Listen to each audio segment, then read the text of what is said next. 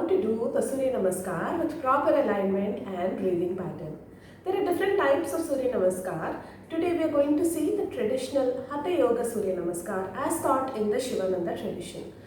Surya Namaskar is usually done at the beginning of a asana practice because it is a wonderful way to warm the body up and bring in a lot of mindfulness because you have to really focus on the breath, on the alignment, and also remember whether you're doing right side or left side as you're doing the Surya Namaskar. So typically we start with the right and then move on to the left. These two together form one set. So before we start an asana practice, it is advised to do at least 3 to 6 sets of Surya Namaskar to get the body ready and primed for a good asana practice. Also, another thing with Surya Namaskar is people have a misconception that it should be done only in the morning facing the sun, blah blah blah. While that is an ideal situation, Surya Namaskar is all about awakening the sun within, right? So we have our solar plexus here in the belly area, which is the seat of energy in our body. So Surya Namaskar is all about activating the sun within us. So when we are doing the practice, we are going to focus on the breath with a lot of awareness to our belly. So let's jump right into the practice. So let me just take you through the steps on both the sides once, and then we will go into the nuances of the alignments. Alright? Good. So we start by coming to stand at the top of the mat. Make sure you have sufficient space behind you and connect with the ground mindfully, right? Keeping your feet hip width apart, toes pointing forward. Take your awareness to your belly. Spine is neutral and your pelvis is neutral. There is no exaggerated curve of the pelvis or the lower back. So just keep your spine neutral, pelvis neutral. Shoulders relaxed. Take a deep inhalation. As you exhale, bring your palms together. This is step 1. Inhale, arms up, arch back. And as you exhale, reach forward, bend down, head down. Please bend your knees if you have to over here, but connect to the ground with your fingers. Your fingers and toes come on the same line and drop your chin to the chest. Inhale, step the right leg as far back as possible. Drop the right knee down. Flatten out the toes. Look up. Front knee and ankle is on the same line. If you're not able to keep your full palm down, that's absolutely fine. Just keep your fingertips also down. Look forward. Good. Now hold your breath. Tuck your back toe. Lift the back knee up. Step the front leg back, coming into a solid plank. Shoulder and wrist is on the same line. Back is nice and flat. Neck is relaxed. Good. Exhale. Drop your knees down. Arch your back, pushing your belly down. Lean forward just a little bit so that the chest comes between your palms. Hugging the arms close to the body. Exhale, drop your chest and chin down onto the mat. Now as you inhale, flatten out your toes, slide forward. Lift your torso up, coming into Bhujangasana. From here, exhale, tuck your toes, lift your knee up, coming into mountain. Here, it's okay if your heels are off the mat, but try to push the heels down towards the ground. So don't stand on your tippy toes, taking the heels towards the ground, head going towards the feet, and the neck is nice and relaxed. Good job. Now as you inhale, step the right foot forward, drop that left knee down, flatten out the toes, look up. As always, front knee and ankle is on the same line.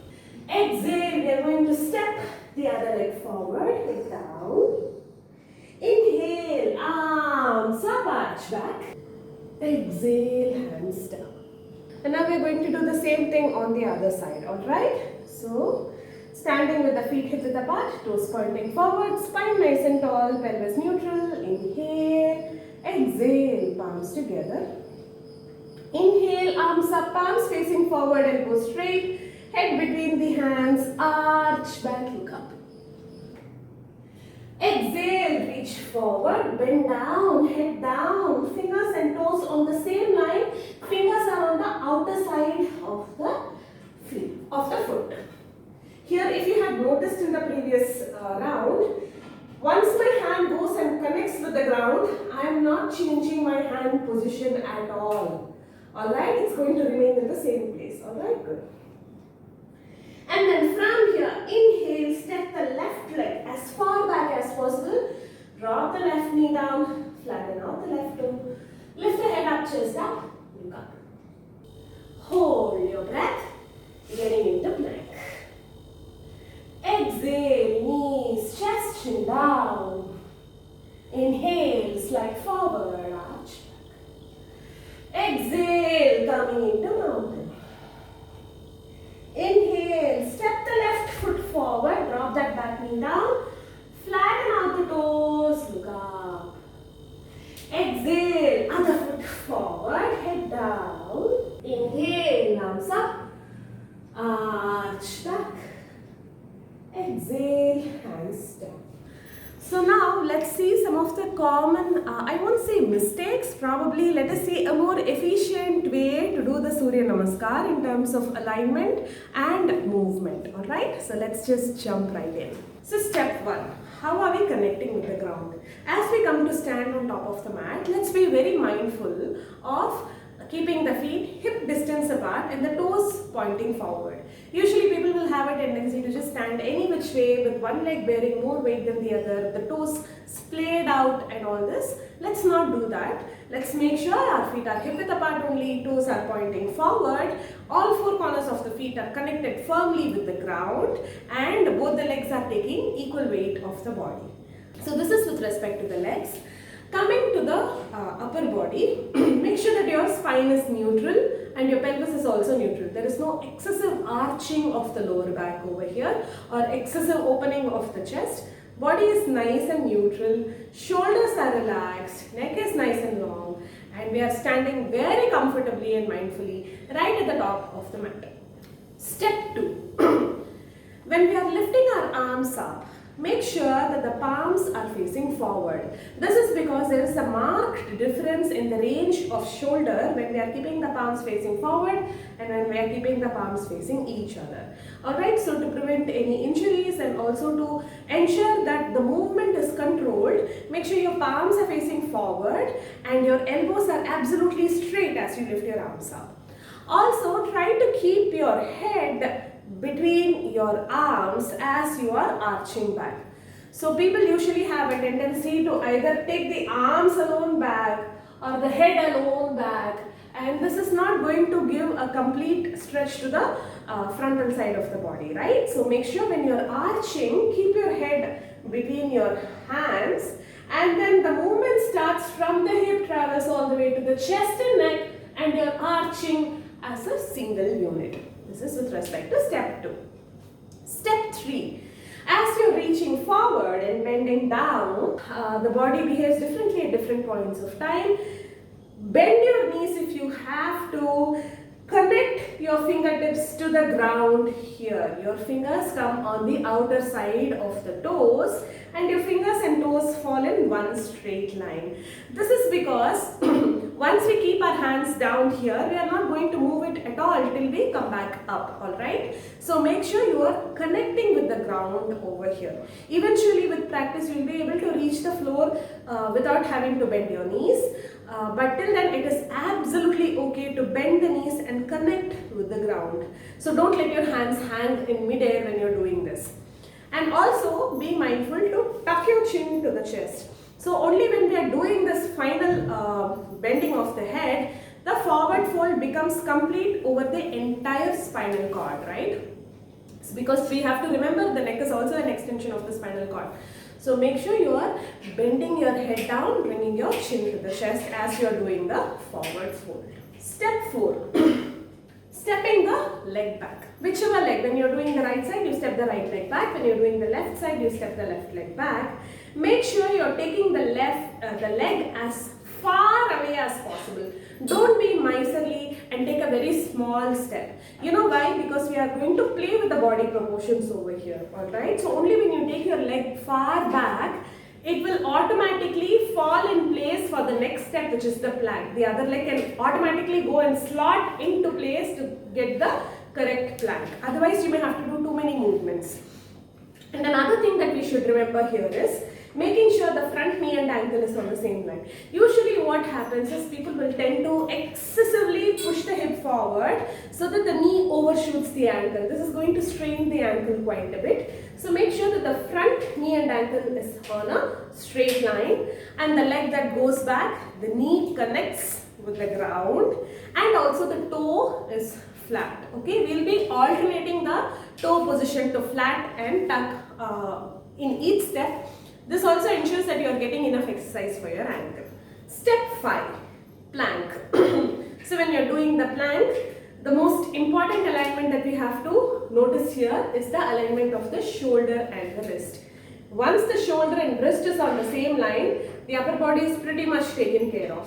Also, while doing the plank, don't just dump all the weight on your wrist. Press into your fingertips as you're doing the plank. Also, tighten your core. Draw your navel in towards the spine and imagine as if you're pushing the floor away as you're doing the plank. Alright? Tighten all your muscles, engage them, and give a solid, strong plank while you're doing it. Step 6 is the Ashtanga Namaskar. People usually struggle a little bit in this step, but it need not be so. It's not so complicated as it looks. So you're in plank, right? The previous step is the plank. From there, just drop your knees down as is. And then bring your arms close to the body and just lean forward a little bit so that your chest comes in between your arms, and you're going to arch your back nicely and then drop your chest and chin down in one shot. Where people struggle is they tend to pull back instead of leaning forward when they're doing it. As you can clearly see, when you're pulling back, you will not be able to take your chest down towards the ground, right? And then you end up in a very awkward position. So just lean forward, arch the back, drop the chest and chin down into the ground. This is Ashtanga Namaskar. Step 7 is the Cobra.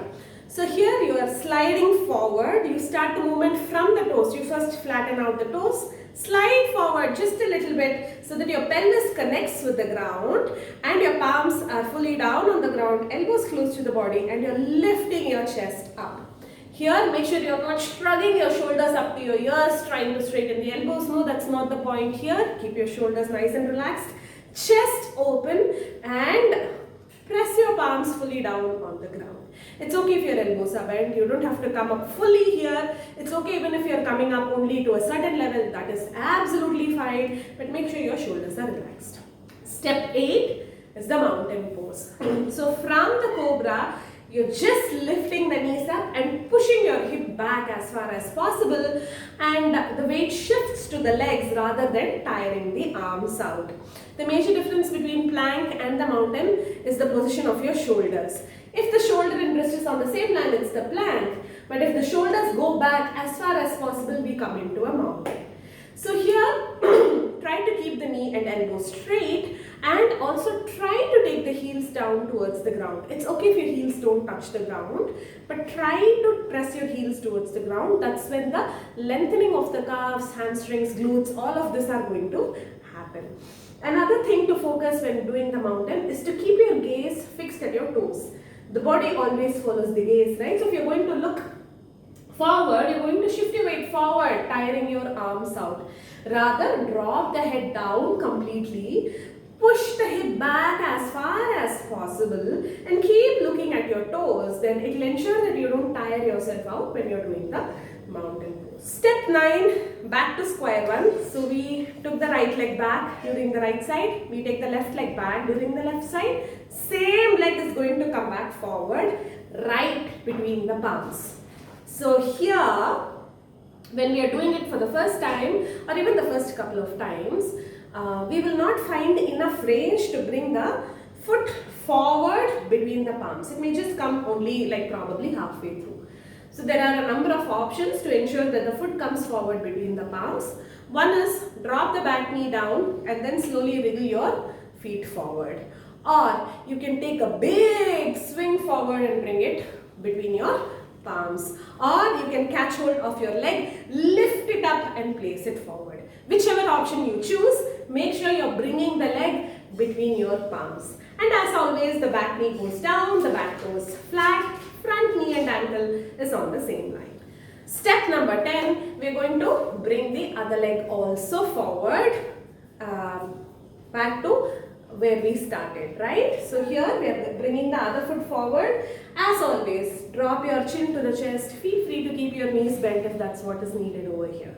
Alright, and then step number 11, we are going to lift our arms up, arch back, pretty much the same things that we did over there, we saw over there. Palms facing forward, elbows straight, head between the hands, the body arching as one single unit. And finally, step number 12, we are going to drop our hands down and we are done with the Surya Namaskar.